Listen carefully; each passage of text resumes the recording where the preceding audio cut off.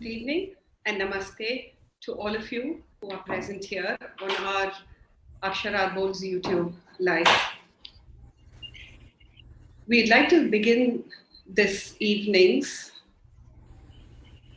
program with a very short but a must-do for all of us, a very short tribute to one of the greatest legends who has walked this earth. I think many of us on this call have grown up listening to him, his music, and also reading a lot about the kind of person he was. And I think in the last couple of days, all our social media accounts have been flooded with so many of these videos, so many of his talks, so many of his thoughts that have come. And I think it's very apt that we spend the next few minutes praying for the Atma Shanti of one of the greatest legends, Shri S.P. Balasubramanian. Okay. Welcome to each of you who are present here today for this session by Akshara Bol. A very intriguing session, I must say. The gray matters, and curiosity doesn't always kill the cat. I think today we know a lot more about rockets, ways to reach the Mars, go into the depths of the oceans, than we really know about the brain, its purpose or functionality. Yet we are called the thinking animals. I'm not sure if Descartes may approve of my phrase right now, but humans definitely possess many cognitive abilities. What all does the brain do? It senses, thinks, processes, dreams, does so much. This organ, which is approximately about 1.4 kilos in an average adult, is the most mysterious and intriguing till date. As much as a lot of research is black and white today, connected to the brain and the neurology and the neuroscience, there is still a lot that lies in the gray, and hence the genesis of today's session, the gray matters. This is one such time when curiosity will not kill the cat. To have this chat, we have roped in two individuals, quite diverse, yet quite similar, and I'm excited and privileged to introduce them to you. Dr. Lavanya Rajagopalan. Lavanya Rajagopalan is a dancer, choreographer, arts educator, administrator, and a scientist, science communicator. And she has been living in the Houston area, Texas, for over 15 years. Dr. Rajagopalan trained in Bharatanatyam under the legendary Professor Sudharani Raghupati. In addition, she's trained in vocal Indian music and in Natavangam. She has performed extensively and to critical acclaim, both individually and in collaboration with other artists throughout India and the US.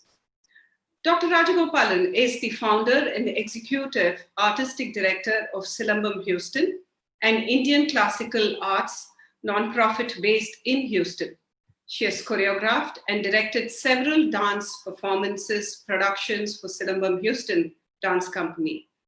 Amongst others, a very well-acclaimed interdisciplinary project of hers includes Maya, A Midsummer Night's Dream. This is an Indian classical dance theatre adaptation of the Shakespeare's play. Lavanya holds a PhD in biochemistry. Following a decade-long federally funded academic research career, she now focuses her energy on science and communication and education. She has taught at the elementary, undergraduate, graduate, and medical school levels.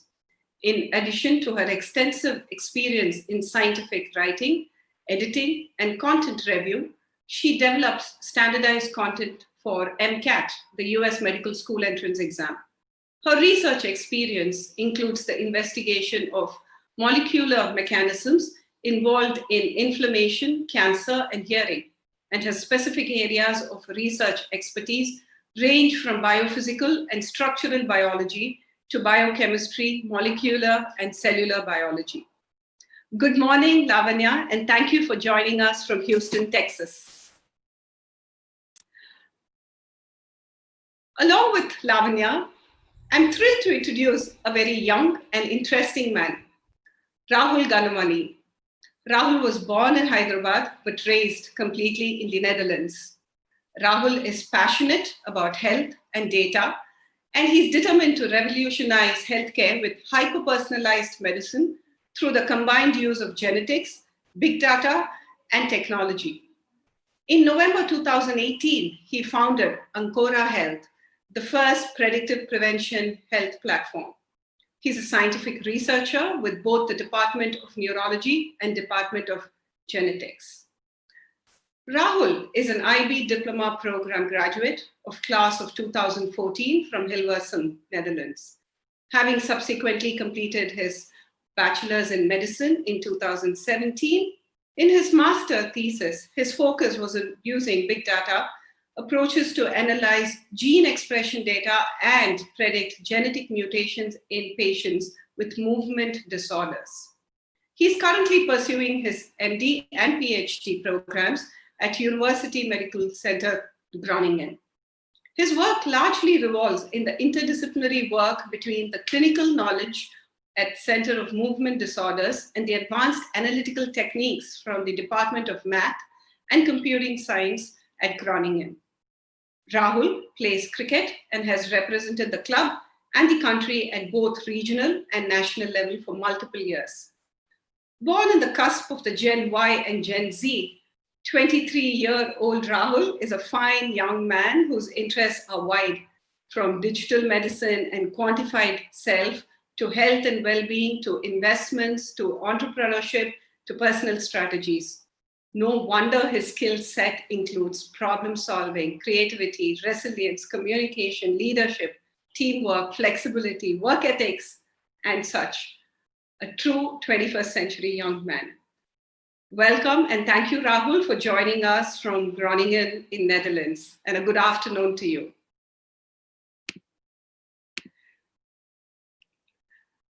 This is going to be a very interesting session because, like I introduced right at the beginning, a research in the brain and research about brain is taking a lot of different meaning today. There is so much that is happening. But let's start right at the basics, right? We know that it is a very intriguing organ in our body. Tell us about some important aspects of this from an anatomy perspective. What does this mean in our day-to-day life, Rahul? If you could start off with that. Yes, Priya. Hi. Good afternoon. Good evening. Everyone can hear me well, right? So the nervous system is one of the intriguing systems in our body. Unlike the cardiovascular or the respiratory system, where much of it has already been discovered, we're still starting to learn and understand parts of the brain, even though it's, as you said, the one that does all of the thinking. Through the evolution of the brain, we started with a so-called reptilian brain, which is involved in the breathing and the heart rate, and we moved to a mammalian brain where more emotion, hormonal systems started kicking in. And finally, now we've developed to something called the neocortex, the higher brain where thinking and executive functioning happens. Broadly speaking, the nervous system has two types of cells, neurons and glial cells. The neurons, I think most of us will know how that looks. It has a cell body and a long axon that connects, and there are many different lengths of these neurons, some going from the left half of the brain to the right half, some from the top all the way through the spinal cord. When neurons clump together and the cell bodies are together, that's what's called gray matter. So the outer half of our brain, that's so-called gray matter, and all the tracts, the long dendrites that carry axons that carry information from the neuron to the rest, the next neuron, those are white matter. So it's nice that we have this topic called the gray matters. Broadly speaking, there's 4 different parts at the top of the brain. There's a frontal lobe, where much of the thinking and the movement happens. In the premotor area, we're able to remember short bits of information like a phone number. And this ability to remember small bits of information contributes to our ability to reason and think, because when you look at something and you process it and you go to something else and process it, the ability to combine both of these information together is what comes from this frontal area. Then we have parietal, temporal, and occipital areas. But I think, which parts do you think I should focus on, Priya? I'm just thinking of time management as well. Well, I mean, this is really interesting because these are things that kind of apply on a day-to-day basis, right? Like when you said it's about remembering a phone number, or one part of it is this primitive brain where the breathing and the cardio functions kind of happen. How is this connected to early childhood, and why is that? We all understand as educators it's about those connections that are important, but if you can bring that neuroscience perspective as to the importance of these connections, that would really help us. Absolutely. So there are billions of neurons, these building blocks in our brains, and one of the beautiful things, there are two important terms. One is called neurogenesis, the formation of neurons, and this happens in early childhood particularly. And so the child's brain actually doubles in weight and size in the first year. And there's a term called neuroplasticity, where at the beginning, at birth, the child has 2,500 connections per neuron to other neurons. This becomes 15,000. And so a lot of development happens in early childhood. And actually, after this stage, this number halves to about 7,500, which shows that if you're not making these connections and using them, it's a use it or lose it kind of thing. Literally, the ion channels from one neuron to the next closes. So the importance of stimulating children, adolescents, is so important. And that's why oftentimes a kid will have this round thing around them with many colors and noises and buttons. All this sensory stimulation is key for the development of the brain. Yeah. Amazing. That, I think you brought a lovely connection over there in terms of stimulation, right? And I think that's the key, that right through the years in the developmental phase, how do we ensure that we are providing the right kind of stimulus?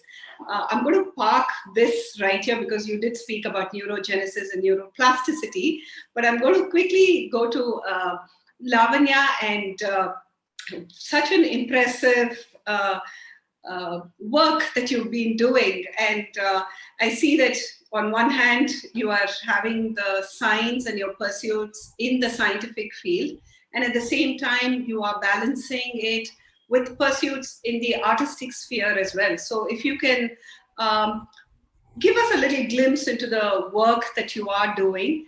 And constantly we do talk about one hemisphere, the left hemisphere and the right hemisphere being dominant in a person. But if you can tell us as to how is it that your work pans out in this?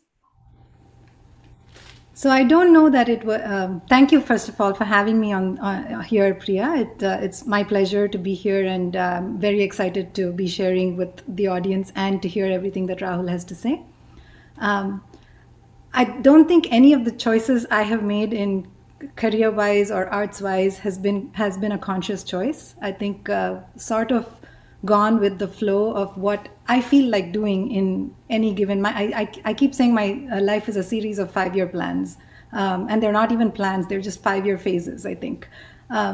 So just a little, so to talk a little bit about my work. I did science in school and in college, and came here to the U.S. In 2002 to do my PhD.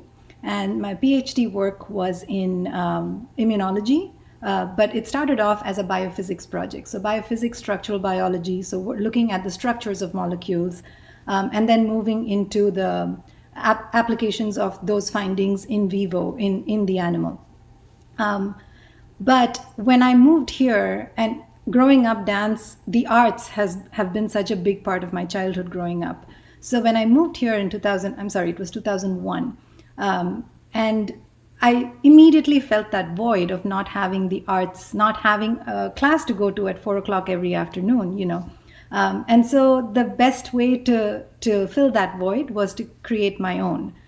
So I started teaching dance as a grad student here. I started teaching dance to a few students, and organically, without even thinking about it, that grew along with my work in research. And so through my postdoc and through coming back as a faculty member at UTMB, which is where I did my PhD, through all of that, I continued teaching dance, and that kept growing.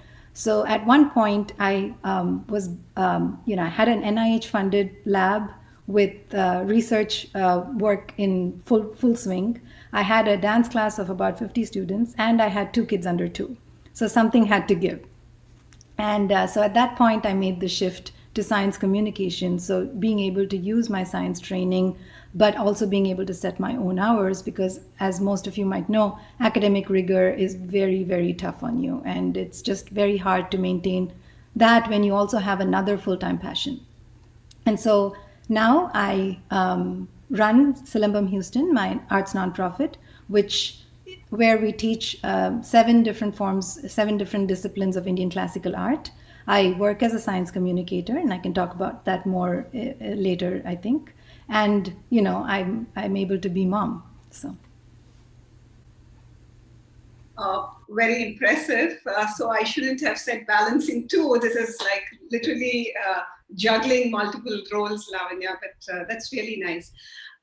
Given that what you do, would you call yourself more left brain or more right brained?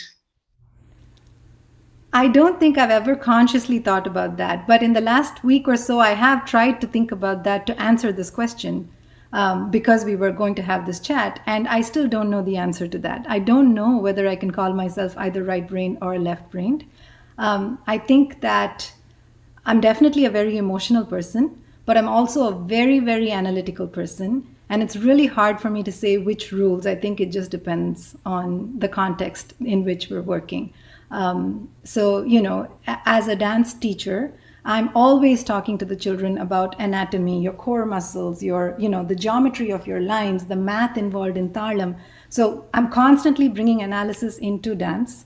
And as a scientist, there's a lot of creativity involved in thinking about, what is your data telling you? Can we think beyond what the actual pattern on the paper is? What your graph is saying versus what it's saying in the big picture of, science. It's hard.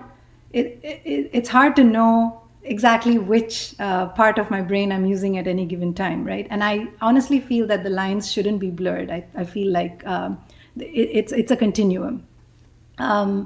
There's, in arts, you have to be creative, you have to be expressive, but you also have to be crisp and clear. You have to have that ability to come across with a crisp, clear, concise message. So your creativity has to be tempered by a little bit of analytical thinking.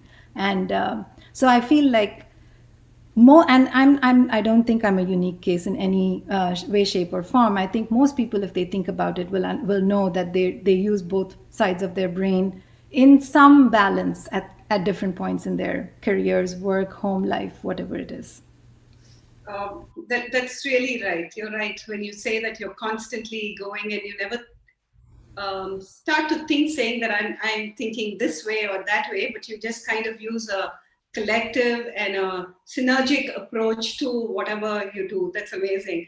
I'm going to go back to Rahul now, because here's somebody who's pursuing, like you said, the academic rigor. I think he's an epitome of that, because he's doing both his PhD as well as his research that he's continuing, and he's a tech entrepreneur as well. So when you're looking at that, why don't you add a little more of your inputs into the same question, Rahul, in terms of the 2 spheres, or what is it that you use, or the kind of work that you do, and where does all this come from?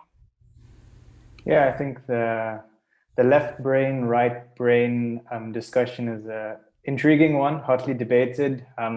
What does the left brain do? What does the right brain do? Are they very different? I think I can start a bit there. Indeed, there is a certain dominance in halves between us. Some of us tend to use the left brain more and some the right. But what's interesting is because of the bridges formed between the two by the so-called corpus callosum, we all use left and right brain equally. I think recent studies have tried to show that indeed we are either left or right brain, but all of us, regardless, use our brain as an entirety. That's not to say there is a more dominant half, and so many of us are right-handed, about 90%, and some of us are left-handed. One of the beauties of the nervous system and the anatomy is as we move from invertebrate creatures to vertebrate creatures having a spinal cord, they hypothesized that the spinal cord twisted, and that's why the left half of our brain controls the right side, and the right half of the brain controls much of the right side when it comes to sensory and motor control.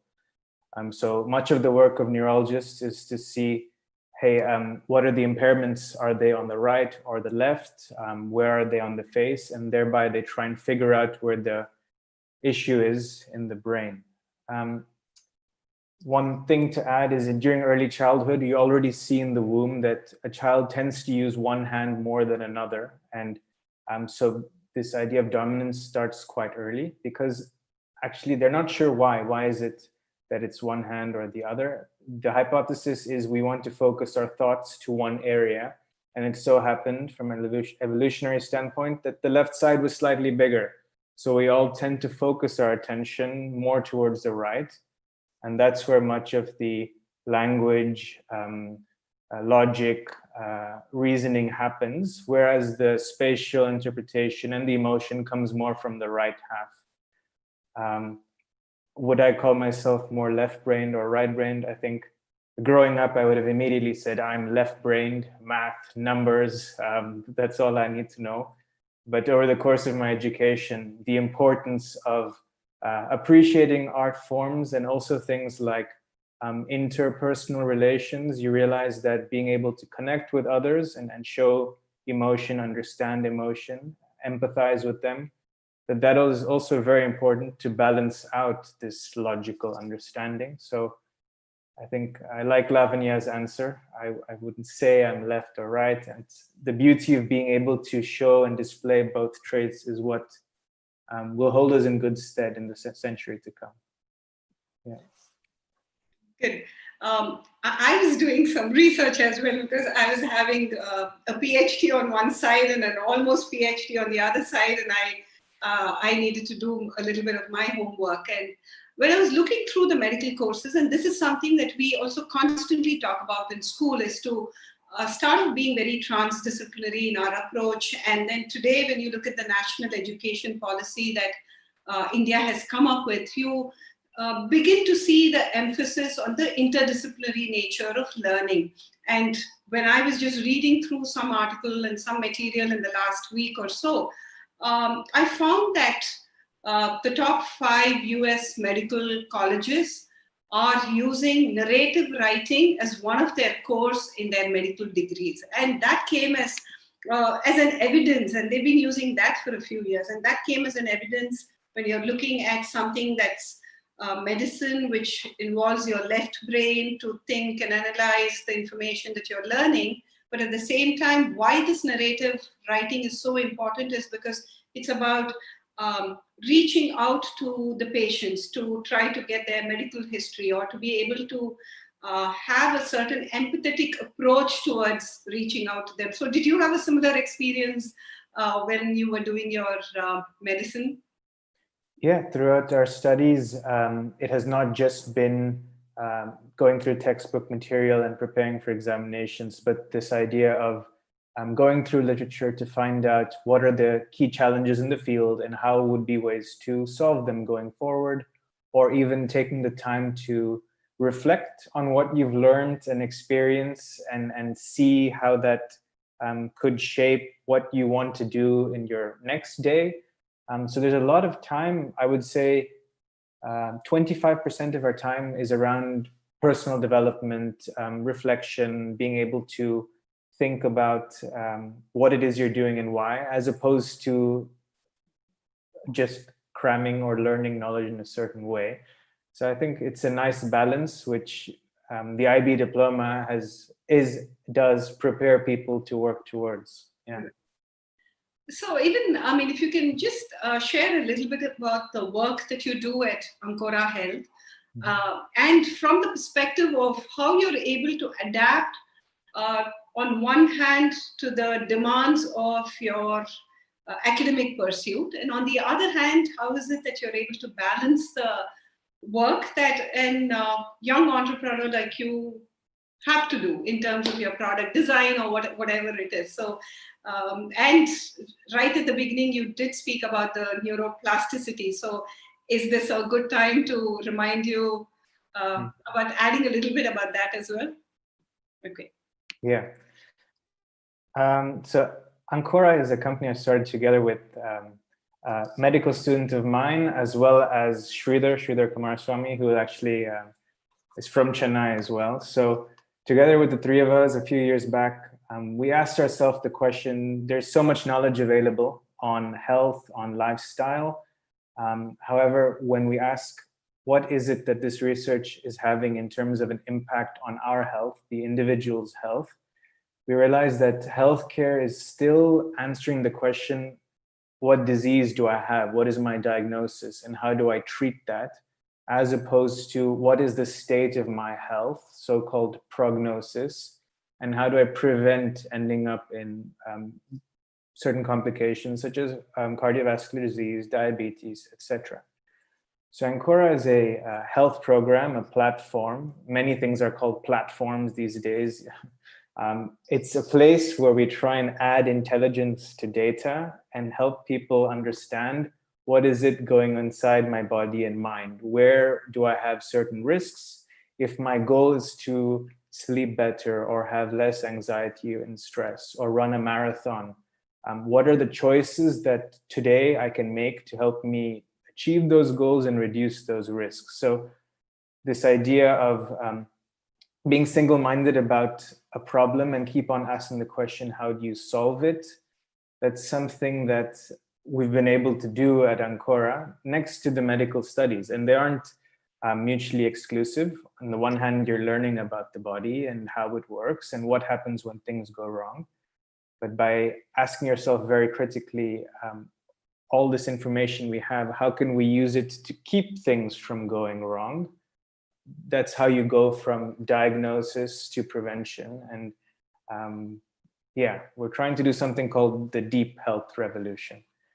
How to balance things, not easy. There's no simple answer.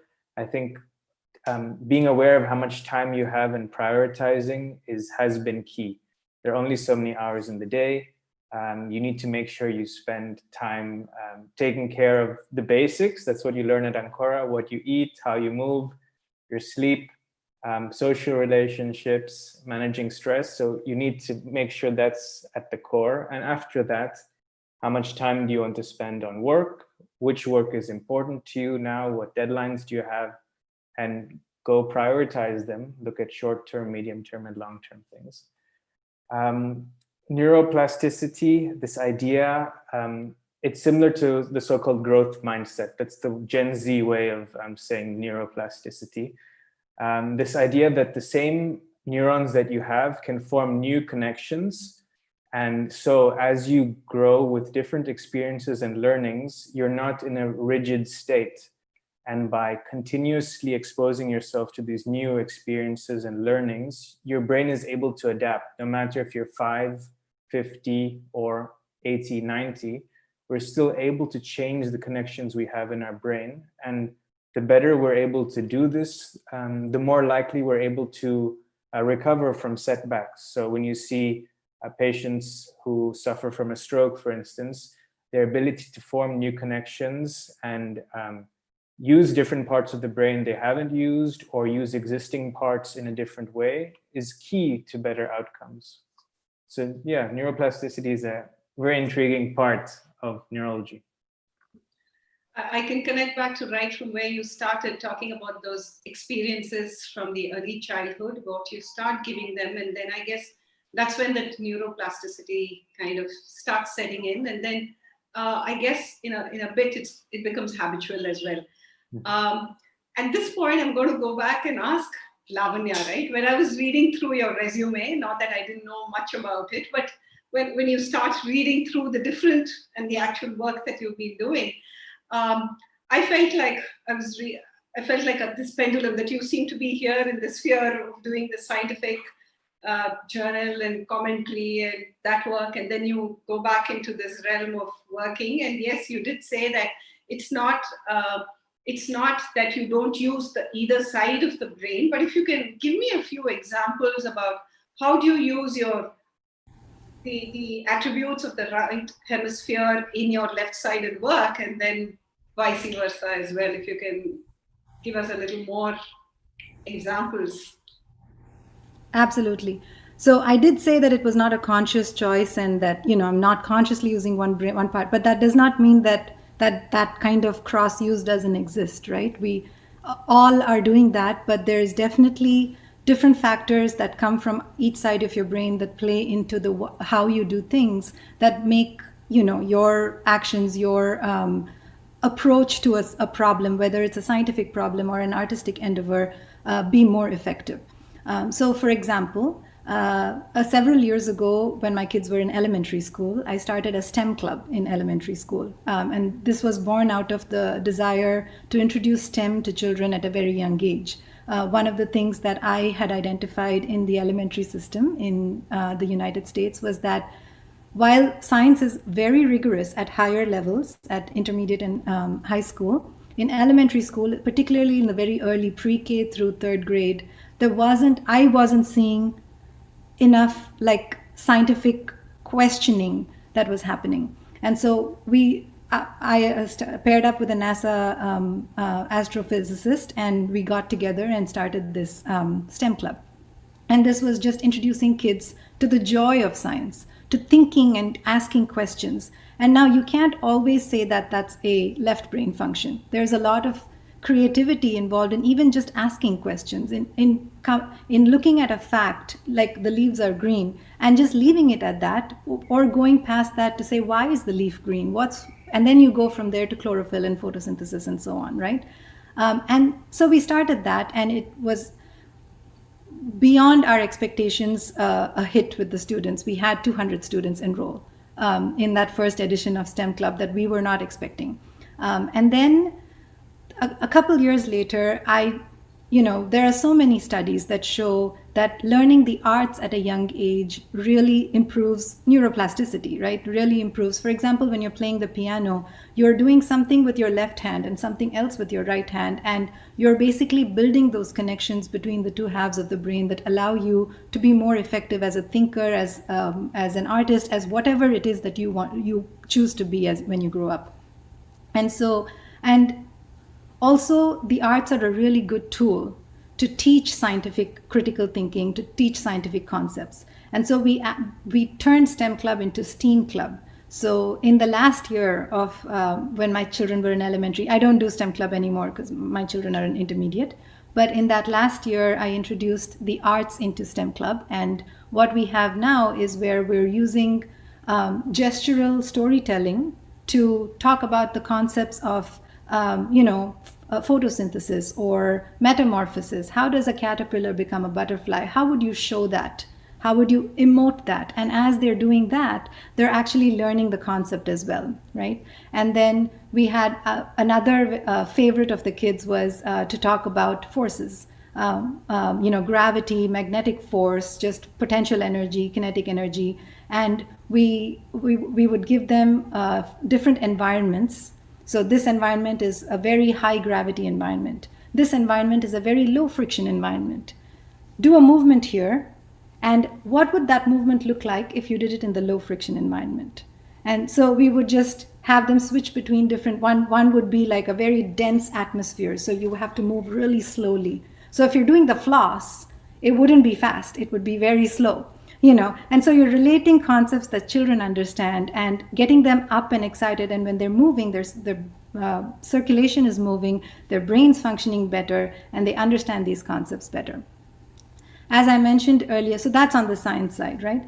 As I mentioned earlier, in dance class, every day you can ask any of my students, they will tell you every day there's at least once that I say dance is not just a physical exercise, it's a mental exercise. It's a whole body exercise, it's a holistic. And Priya, you know this more than anyone else, right? We have to be thinking consciously, because not just are we talking about coordination of our hands and legs and facial expressions, but we're talking about consciously thinking about what we feel and consciously conveying that to an audience so that they consciously feel what you feel as well.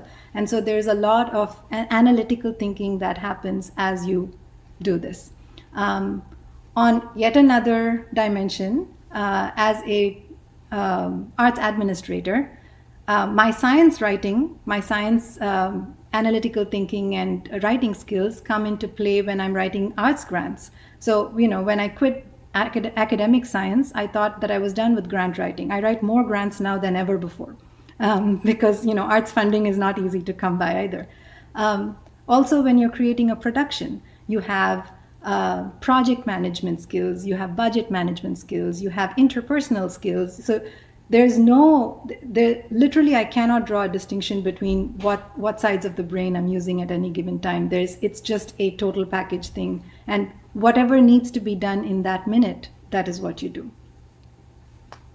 Great. And I'm going to rewind a little bit when you said that, so a lot of things happen because you had two young kids and you started to work in their school, bringing in the STEM and then converting it into the STEAM. So I'm going to ask you this question as a mother, right?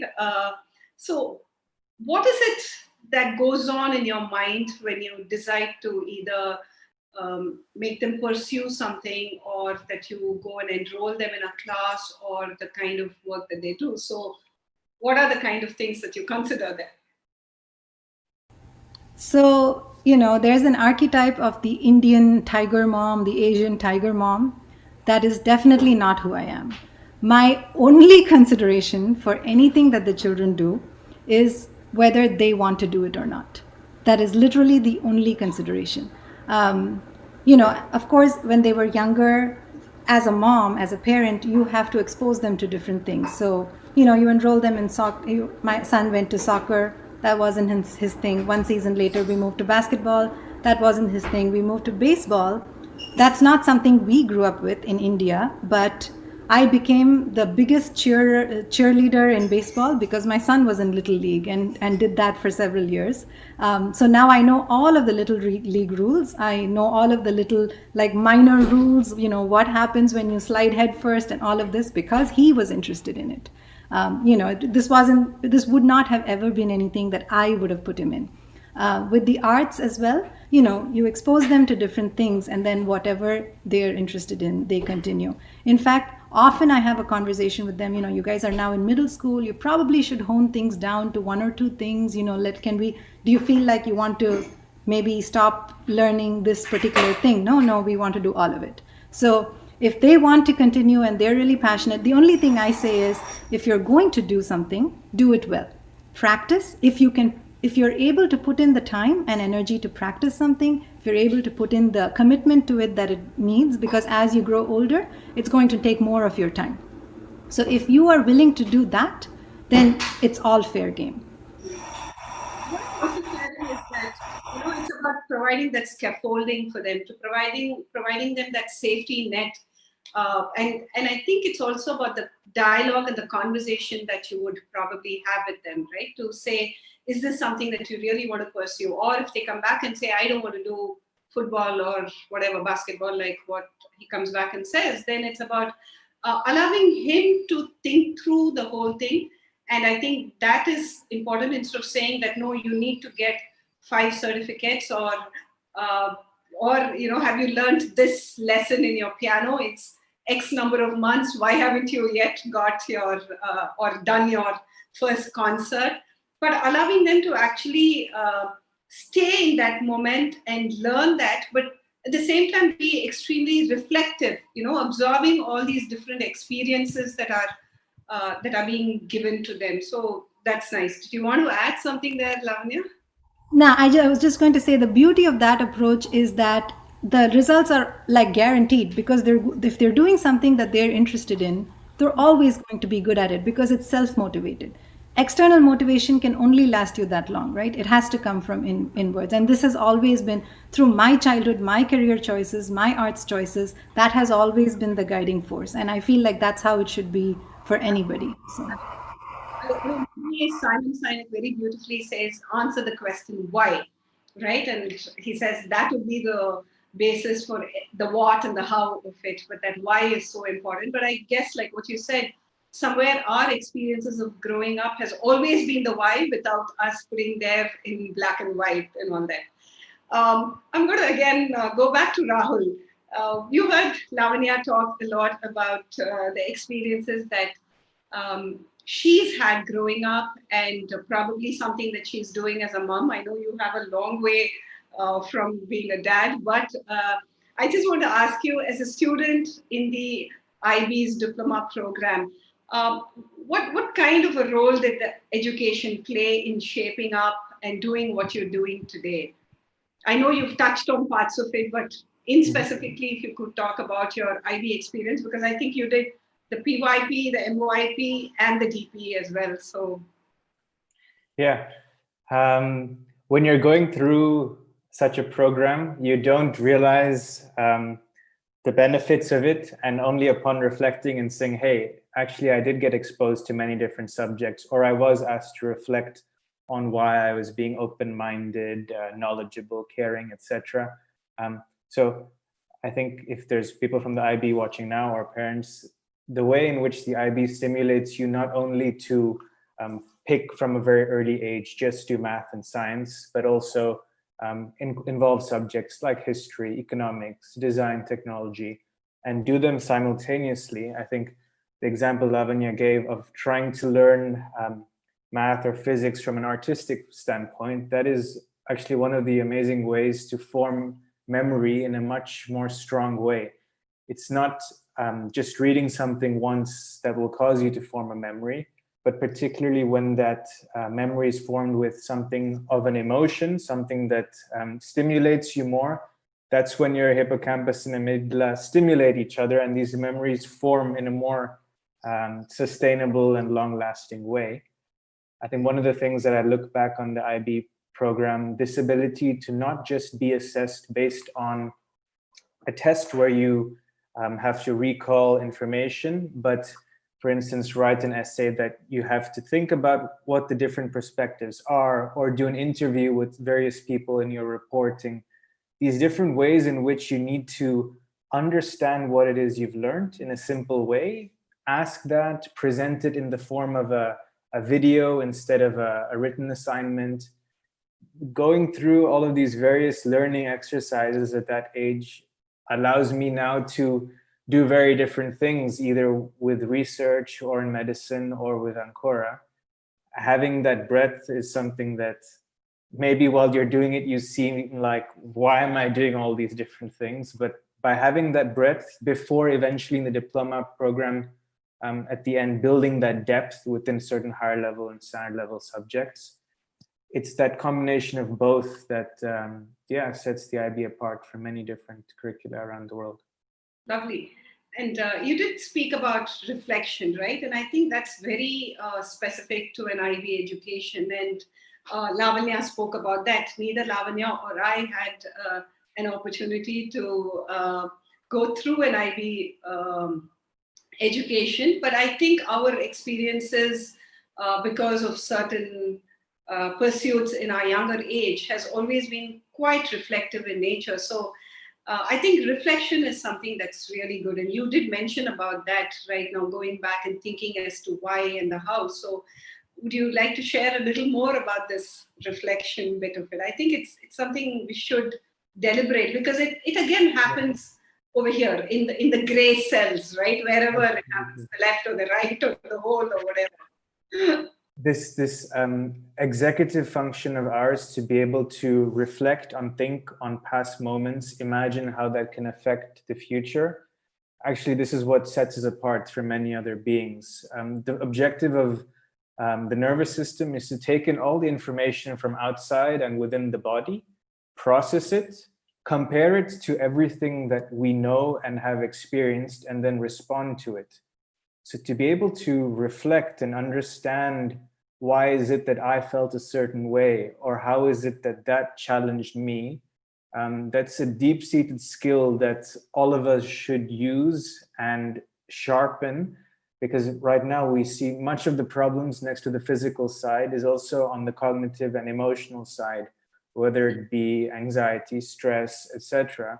But being able to practice reflection, mindfulness, and be alone with your thoughts, it's not an interpersonal skill, but intrapersonal skill, one that's a certain type of intelligence that we have. And yeah, it doesn't have to be writing a diary, but just simply being comfortable thinking, why did I feel that way, is already a good step.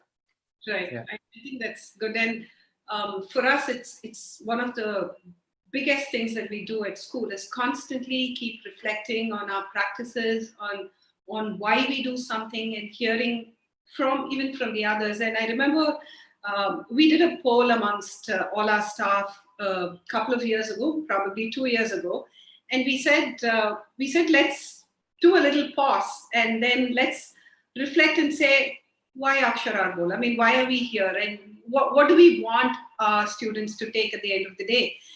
It's not the Cambridge ASA level certificates, or it's not the diploma program. Those are things that would anyway fall in place, right? But what is it? And something that really came out, and what we were able to bring it and synthesize all the different things into 2 words, and that said, find yourself. So Akshara Arbol was a place where, a learner can find himself or herself. And when we say a learner, I think I put myself on that spot as well. It's a constant journey where we are learning and all that. That's really nice. A lot of thoughts that we have shared, and I'm going to now pump in a little energy because I have a little game for the 2 of you. I'm quite excited by it. There are just little parts to that, and I'm going to ask you some questions, and I'm going to either ask both of you to respond together, or if both of you can just wait for me to talk. I mean, call out your name and you can do that, okay? So this question is for both of you, and you can go on. Your favorite genre of music, and what aspect of that music do you really relate to the most? Lavanya, you want to take that, or should I take that? I can take it. Like everything else, I think in my life, I don't have one genre of music that I listen to. I listen to Indian classical music, Indian pop music, and Western music. I think the one factor that runs through all of them is all of the music I listen to is 30 years old. I'm just haven't even been able to get into any of the new genres of music, but any old Indian film song or, Indian classical music, of course, that's timeless. Or, Simon and Garfunkel or the Beatles. That's the music I listen to. I wonder if Rahul knows Simon and Garfunkel. I know of them, yes. That's the thing, the language that plays the part there. Rahul, what's your favorite genre? I've been westernized quite a bit. So through the 2000s, I very much liked hip hop and R&B. And what I like very much about those music, those genres, is this idea of a beat in the background that changes. And it's something that I resonate with somehow. And going up in tempo and down in tempo, and this constant change is, something that I like. Lovely. Okay. In the movie, would you pick Inception to watch or The Matrix to watch? Oh, I'm going to have Rahul go first. Inception. Inception. Only so that I can understand it a little bit more.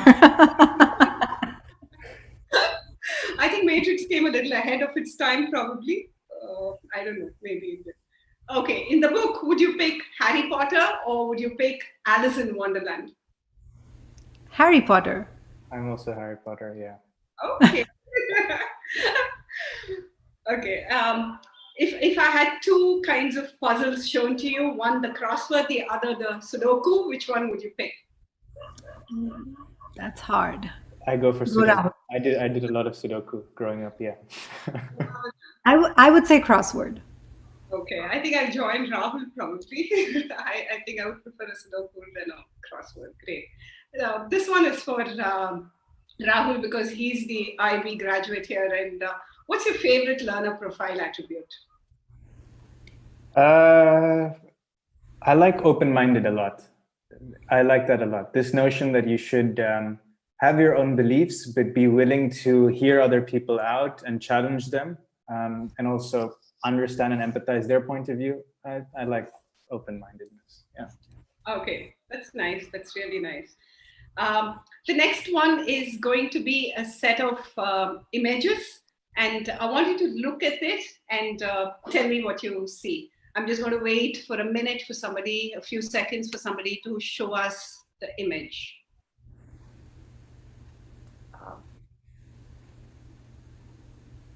The next one, if you could go. Okay, what do you see? Lavanya, and what do you see, Rahul? You can squint. An old lady. Okay, Rahul? I've seen this one. I see a young lady with a nice feather at the top. This might be subliminal messaging. I don't know. You know, maybe something to do with the age, but yeah, not here, not on this platform. Okay, the next one. What do you see, the two of you?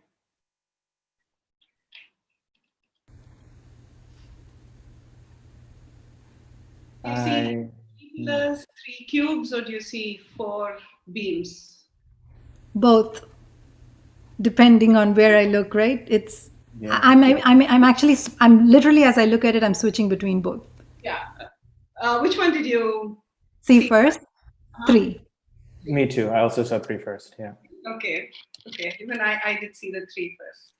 Okay. The next one. I want you to stare very carefully at this picture and then tell me what happens when you see this guy's face.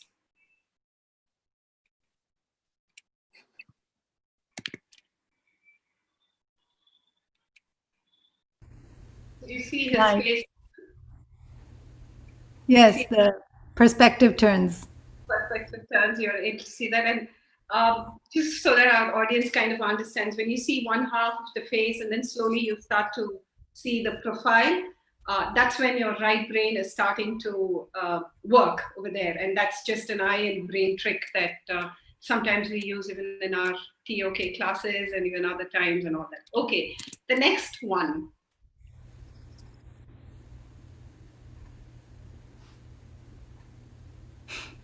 So that's months to this.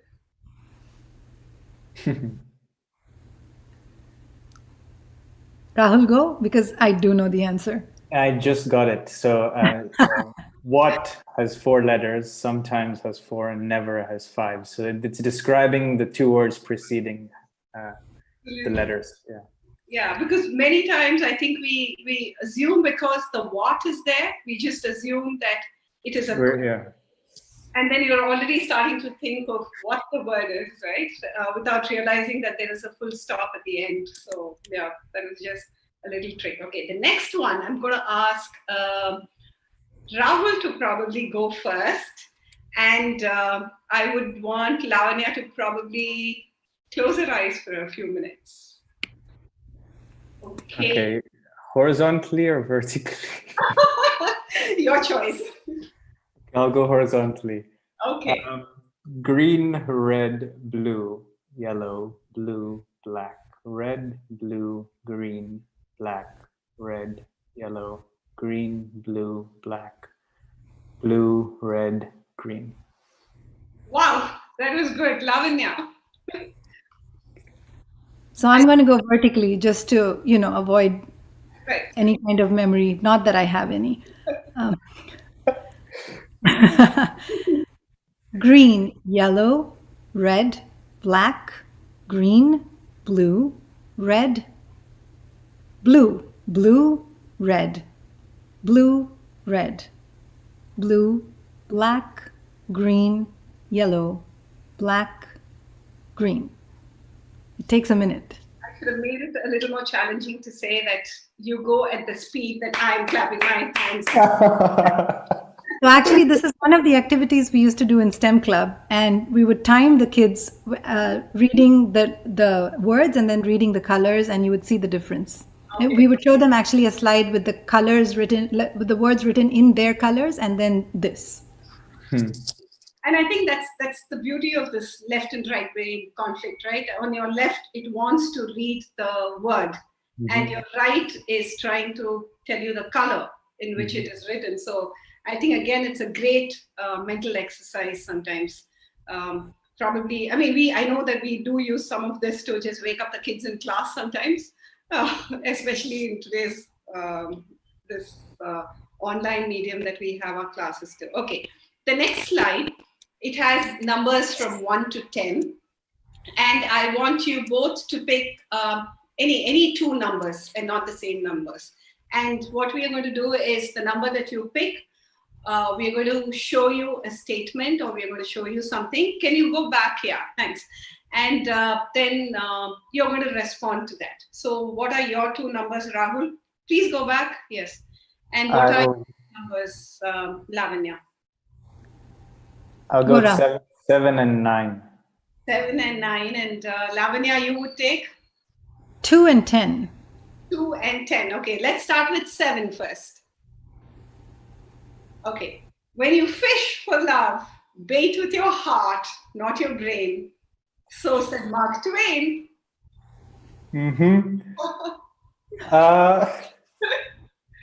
I am still in the process of baiting when fishing for love, and I think rationally you think with your brain on how that process would go, but processually it happens with your heart. It's hard to think yourself in love. Love is something you fall into, and I think you fall with your heart, not with your head. Okay, this is quite, I think we should take on a session 2 where we're going to talk a little more about that, right? Okay, I'm going to go with number 2 for Lavanya.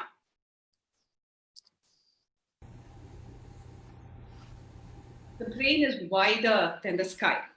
Emily Dickinson. Wow, philosophy.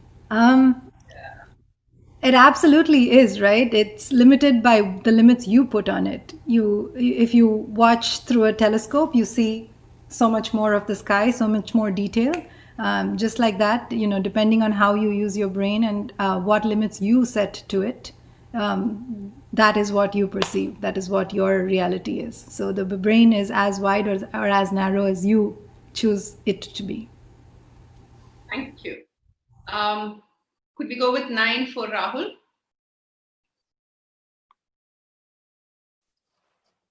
Reading after a certain age diverts the mind too much from its creative pursuits.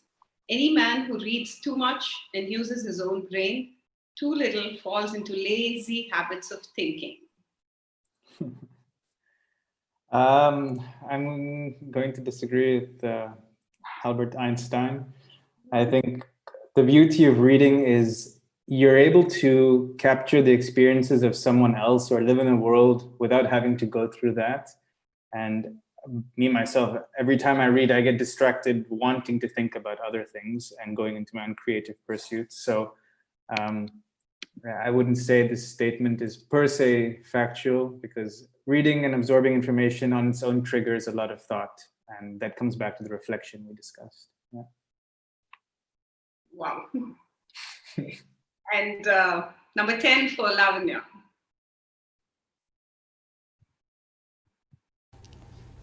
Absolutely. There is absolutely no question that there is something calming about a creative process. I actually want to share a story. Right after I had my daughter, I was going through a whole bunch of health issues, and so I had to have a brain MRI, which is sort of relevant to this talk, I guess. But it's basically you go into a tube, and I'm not claustrophobic in general, but it's not the like most calming experience to be like in a tube for 45 minutes. And I don't know what they would have seen in the MRI, but the whole time I was in there, I was basically choreographing a production. When I came out, I had the first 20 minutes of my production done.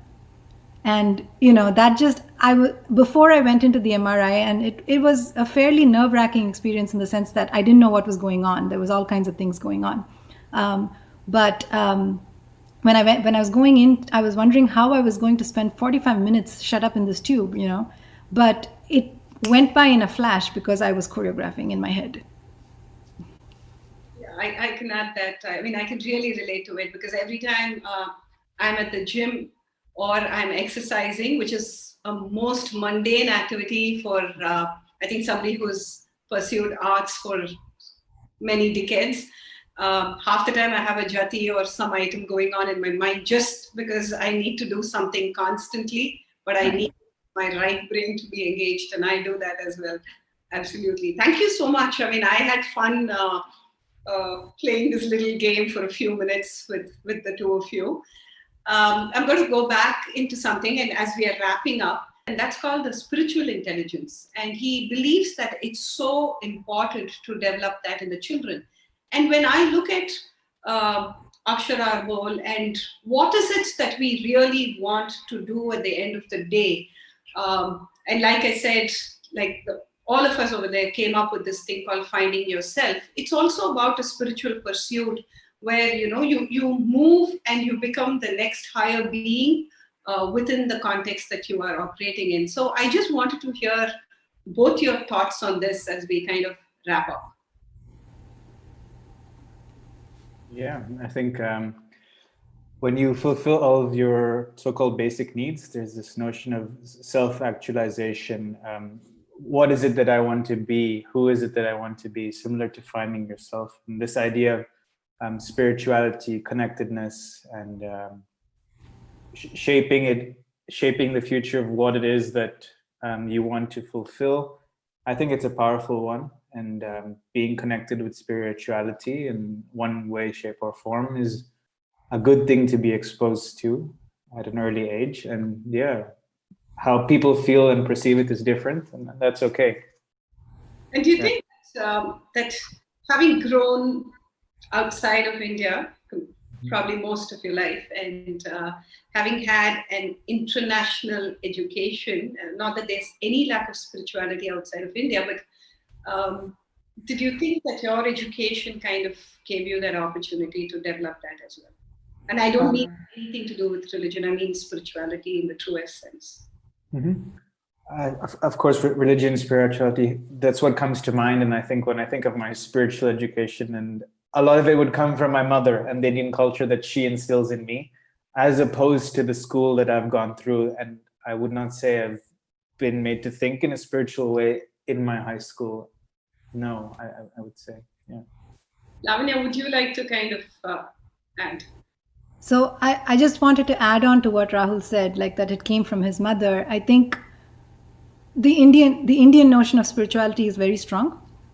But I think that most people, whatever nationality or whatever religion or whatever background they come from, I think your spiritual education begins at home, correct? Like your parents, your family, your circumstances in which you were raised lay the foundation for your spirituality. And absolutely, it is not that spirituality is religion at all. There's absolutely no connection. You can be a very religious person and absolutely not a spiritual person.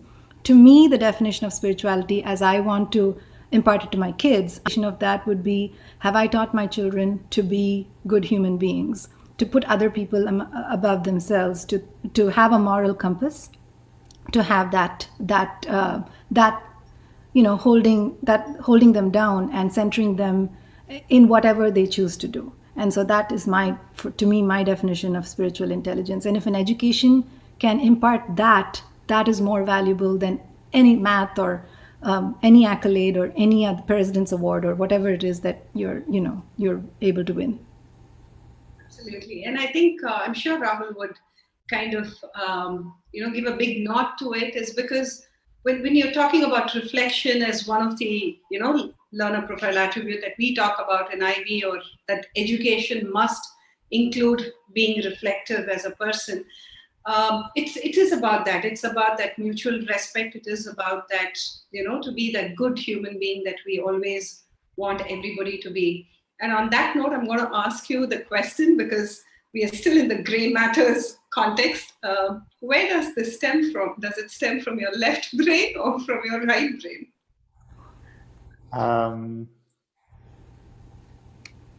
I think I'll say it's the right brain. This idea of thought and emotion, and not per se something to do per se with language or logic, but being able to connect in a more creative way. And that's why I'll give this one to the right brain. I completely agree. Empathy, right? The empathy is the seat of spirituality for me. So it would definitely be a right brain function. Okay, I heard it from two people out there. I don't know. I think I could also debate on either sides. But on that note, this has been a lovely conversation. And any parting comments that any of you want to share as we are saying goodbye to our audience?